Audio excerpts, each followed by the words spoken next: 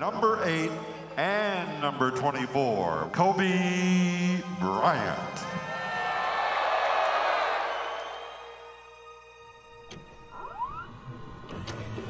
When you have a dream as a kid to say, okay, I want to play in the NBA, sometimes it feels like the worst thing you can do is actually share that dream. The biggest challenge, I think, is believing in your dream and not losing that childlike innocence and quality. I have decided to skip college and take my talent to the NBA. Make sure that your dreams always stay pure. It's really a matter of protecting your dreams, protecting your imagination. That's really the key. And when you do that, then the world just seems limitless. And once I came to the NBA and I looked around, I saw all the guys that weren't working as much as I was, then I started to understand that, you know, how I went about it is hard work. To me, it was just, I just love what I do, so I want to do it as much as possible.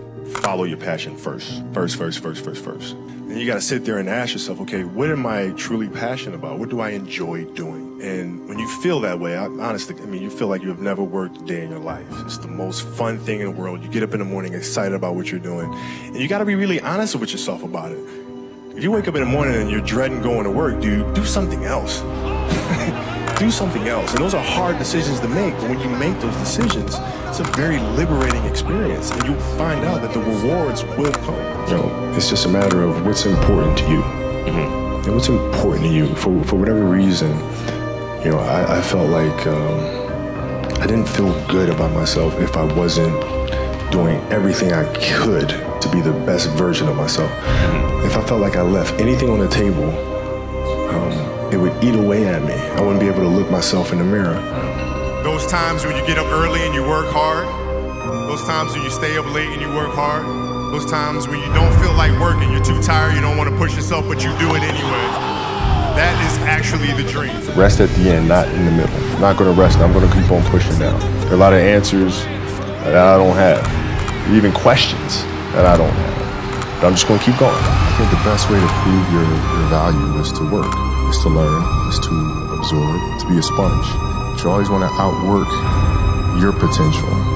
As hard as you believe you can work harder than that. 81-point game. Kobe's hurt. And he's gonna, I would assume he'd go straight to the locker room. What does love feel like for you? What does love feel like? A beautiful journey. You know, it has its ups and downs, right? Whether it's in marriage, or whether it's in the career, you know, things are never perfect. But through love, you continue to persevere and you move through them. You move through them.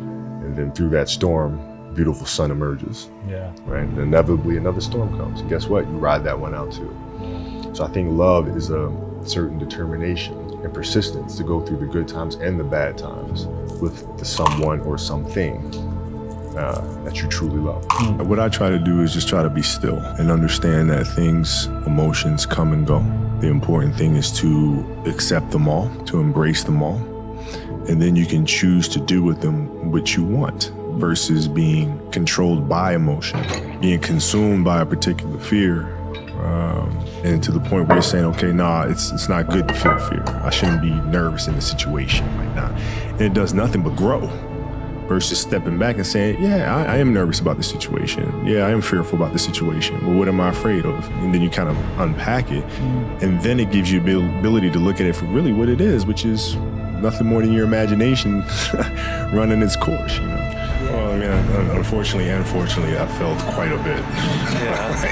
You know, but I understand that's actually part of the process of succeeding. I'm not one that really believes in failure. I believe you have setbacks. And, you know, you have to learn from those. You have to learn what are those landmines that can be avoided the next time. The Boston Celtics are NBA champions. You know, the idea is a very simple one. And, you know, the Mamba mentality simply means trying to be the best version of yourself. That's what the mentality means. It means every day, you know, you're trying to become better. And it's a constant quest. It's an infinite quest. And that means taking things, using things in your life that are scars, using those moments as a weapon, right? It's not about your opponent, it's about you. It's about you taking your inner struggles and channeling that through the game as a way to to unleash. Everything was done to try to learn how to become a better basketball player. Everything. And so when you have that point of view, then literally the world becomes your library to help you to become better at your craft. Can I get to that level? I don't know, but let's find out. So I created the Black Mamba.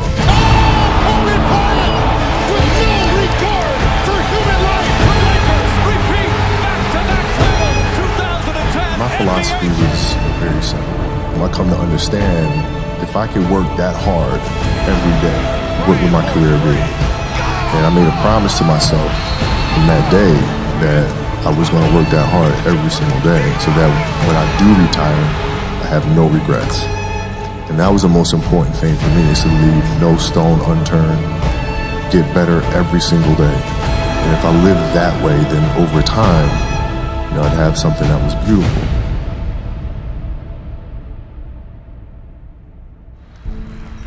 And it's also about the next generation. I think the definition of greatness is to inspire the people next to you. I think that's what greatness is or should be. It's not something that lives and dies with one person. It's how can you inspire a person to then in turn inspire another person, that then inspires another person. And that's how you create something that I think lasts forever.